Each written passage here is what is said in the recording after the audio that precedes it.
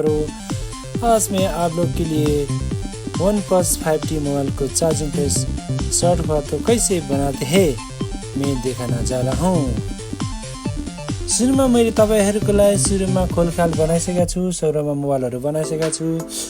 मैले यो चाहिँ किन बनाउन गइरहेको छु भने फ्लेक्समा फेरि पनि हुने, तर यो चाहिँ तपाईको नयाँ अस्ति 10-15 दिन मात्र भएको थियो, नयाँ हालेर पठाएको कस्टमरले फेरि भएन भनेर चाहिँ फेरि सर्ट भनेर पठाएको रहेछ। यो चाहिँ पुरानो हो, यो फ्लेक्सको अस्ति नैको यो नयाँ हाल्दा पनि भएन। अब यसलाई चाहिँ यो ठ्याक्कै कुवार जस्तो ठाउँमा देख्नु भएको छ नि तपाईहरुले, यहीँनिर तातेर चाहिँ यो चाहिँ आगो बल्दो रहेछ। यो म नयाँ चाहिँ सब जलिसकेको छ, त्यही नयाँ नै बनाउन गइरहेको छु, पुरानो चाहिँ उठाएर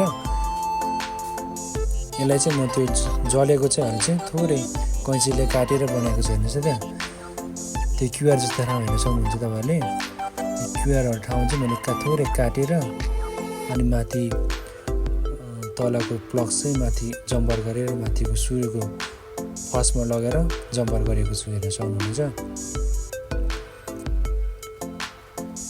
तलको साइजको फर्स्टमा है त हेर्नुहोस् है, देख्न सक्नुहुन्छ तपाईहरुले।